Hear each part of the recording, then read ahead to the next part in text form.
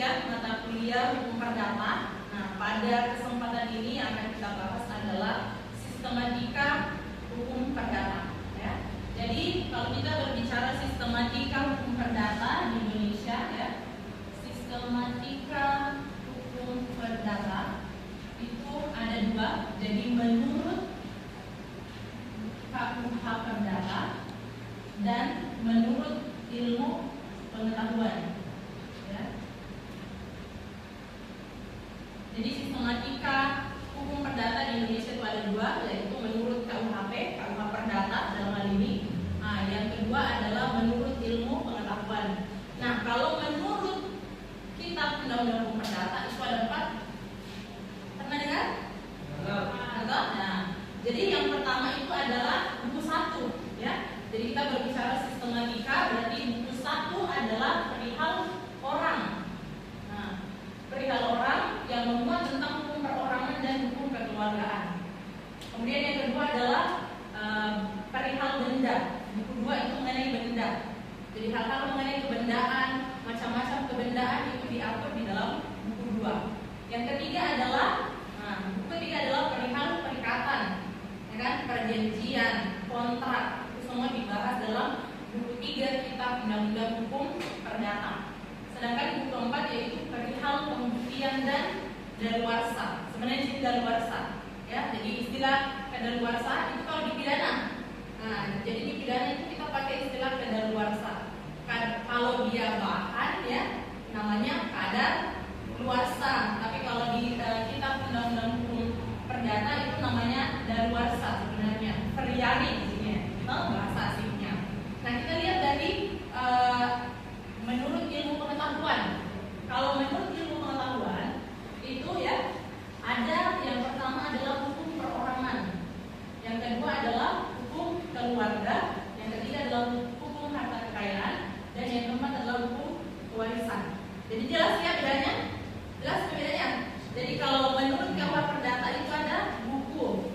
Nah, 1, 2, 3, 4. Kalau menurut ilmu pengetahuan pada umumnya ada 4 juga, ya. 1, 2, 3, 4, yaitu perorangan, keluarga, harta kekayaan, dan kewarisan. Nah, kita bahas satu persatu, ya. Yang pertama adalah hukum perorangan. Jadi hukum perorangan itu adalah peraturan yang memuat orang sebagai subjek hukum, ya kan? Subjek hukum. Jadi salah satu subjek hukum itu apa? Orang dan. Nah, kalau subjek hukum perdata itu kan orang dan badan hukum. Nah, kalau kita membahas mengenai hukum orang, berarti kita membahas tentang apa-apa yang melekat pada diri seseorang sebagai subjek hukum. Nah, seperti itu. Yang pertama apa? Poinnya kalau kita membahas mengenai hukum orang itu adalah manusia sebagai subjek hukum. Nah, manusia itu, ya, dikatakan sebagai subjek hukum atau pemangku hak dan kewajiban itu hitungannya ketika ia dilahirkan sampai dengan meninggal dunia. Jadi kita itu sudah punya hak dan kewajiban sejak dilahirkan sampai dengan meninggal dunia. Nah, akan tetapi, ya, ini ada akan tetapinya, ya. Pasal 2, pasal 2-nya bilang anak yang ada dalam kandungan seorang perempuan itu dianggap telah lahir setiap kali kepentingan si anak menghendaki. Bila telah mati sewaktu dilahirkan, dia dianggap tidak pernah ada. Maksudnya apa kira-kira kalau begitu? Ini kan dari lahir sampai meninggal dunia kita tuh subjek hukum.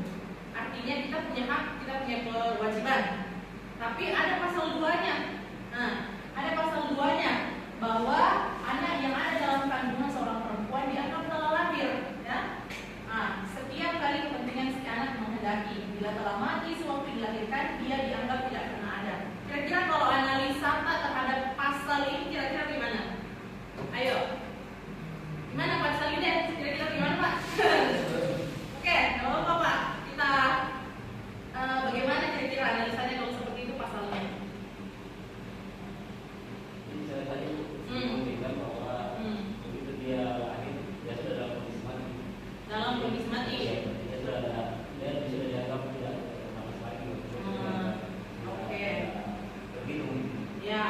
tidak terhitung kalau misalnya dia meninggal dunia ketika dilahirkan.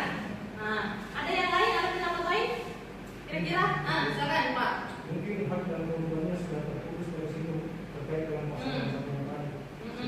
Tidak punya kewajiban. Oke, sudah tidak punya hak dan kewajiban. Nah, sebenarnya kenapa ada pasal 2 ini? Untuk misalnya ada kasus ada seorang anak yang masih dalam kandungan tapi bapaknya meninggal. Nah, kan tadi bapaknya meninggal sedangkan dia masih dalam kandungan. Kalau kita orang hidup, kalau bapak tak meninggal otomatis kan kita ahli waris. Nah, tapi pasal sebelumnya bilang kita cuma punya hak dan kewajiban sampai dengan dilahirkan. Saat dilahirkan, otomatis kan anak dalam kandungan belum lahir, belum masuk hitungannya belum lahir. Nah, itu maksudnya. Sedangkan anak dalam kandungan bisa jadi bapaknya wafat, otomatis kalau seandainya kita pakai redaksi yang pertama, dia tidak akan punya hak sebagai ahli waris karena haknya kalau pasal sebelumnya itu dibilangnya saat dilahirkan sampai dengan meninggal dunia. Kenapa ditambah? Ya, kenapa ditambah pasal berikutnya? Anak yang dalam kandungan itu bisa dianggap sebagai subjek hukum ketika kepentingannya menghendaki. Nah, seperti itu ya. Jadi supaya dia juga punya hak nanti sebagai ahli waris, sekalipun saat wafat bapaknya dia masih dalam kandungan. Nah, itu sebenarnya.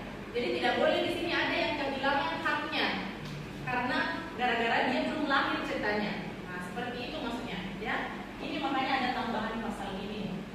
Nah, yang kedua, poin kedua yang melekat pada diri seseorang ya. Kita ini sebagai manusia, sebagai orang, karena kira-kira bedanya manusia sama orang apa? Ada yang tahu bedanya manusia sama orang? Ada? Ada tidak yang tahu? Sama Ji? Hah? Sama? Oh beda? Kira-kira bedanya apa? Gak apa-apa? Gimana? Kira-kira bedanya di mana? Orang itu lebih menjurus pada isi. Oke. Sedangkan manusia itu bisa dikatakan sudah sifat. Oke, begitu. Hampir tepat ya, hampir benar. Sebenarnya kalau orang itu istilah yuridis, istilah hukum.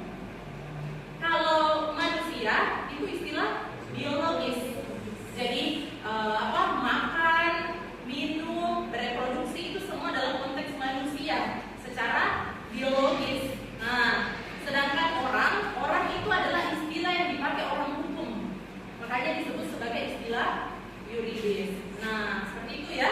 Jadi makanya kita bilangnya di KUH Perdata itu hukum orang, perihal orang. Kita tidak menggunakan istilah manusia, ya. Nah, itu bedanya. Nah, seperti itu. Yang kedua yang melekat pada diri kita sebagai subjek hukum orang dalam hal ini itu adalah nama. Jadi nama adalah identifikasi seseorang sebagai subjek hukum. Yang dengan nama itu kita bisa tahu dia keturunan siapa, ya kan? Kalau sebenarnya memang nama yang baik itu yang mengikut nama dia keturunan siapa, din siapa.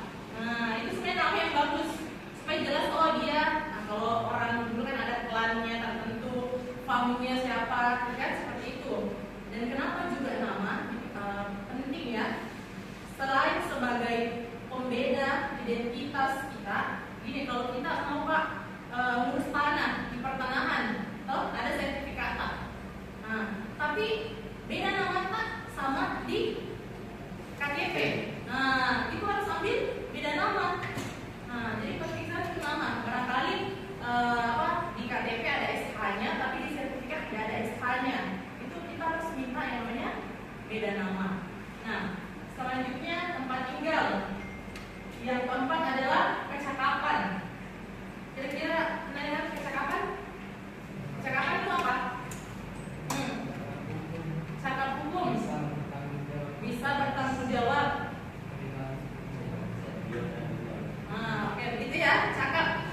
Jadi sebenarnya kecakapan itu adalah kemampuan untuk melakukan perbuatan hukum. Jadi siapa-siapa orang yang diizinkan untuk melakukan perbuatan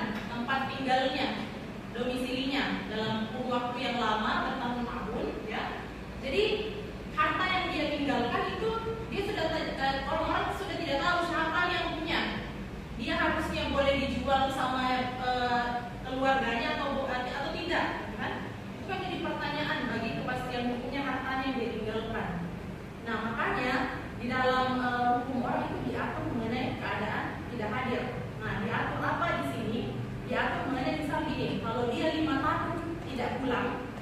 Nah, kalau dia tidak pulang dalam kurun waktu 5 tahun, tidak ada kabar sama sekali, maka hartanya itu boleh ya, hartanya itu boleh diberikan kepada keluarga yang ditinggalkan, tetapi masih sekedar diurus saja, urusi saja. Nah, seperti itu. Nah, beda nanti kalau dia sampai dengan 30 tahun tidak kembali, maka ada yang namanya pewarisan definitif. Nah, dia 30 tahun tidak kembali, tidak ada kabar, maka dia ditetapkan sebagai pewarisan definitif. Jadi diwariskan karena bisa jadi atau patut diduga dia telah meninggal. Nah, itu ya.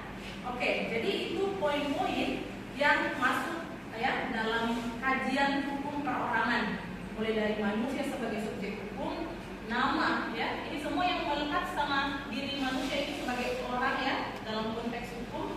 Kemudian ada tempat tinggal, ada kecakapan, dan ada keadaan tidak hadir. Itu ya. Jadi kita sebagai orang ya manusia ini yang perlu kita ketahui. Nah, mengenai kecakapan nanti yang cakap itu yang mana, nah itu nanti kita bahas selanjutnya. Oke? Oke? Mana suaranya? Nah, oke. Sampai itu ada pertanyaan? Jangan bertanya Pak. Oke, silakan. Ini berapa? Penjelasan tadi mengenai Pak subjek hukum adalah orang atau manusia.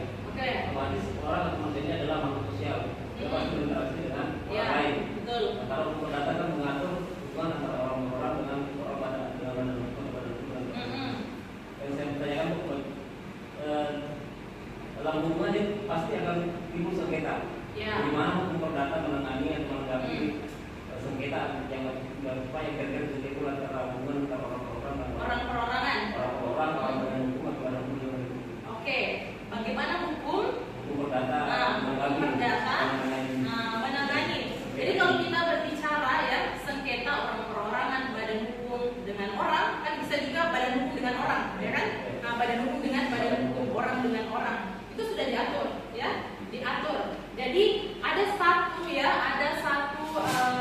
prinsip dalam hukum perdata. Nah, kalau kita berbicara persengketaan, makanya ada prinsip bahwa siapa yang mendalilkan sesuatu, maka dia harus membuktikan.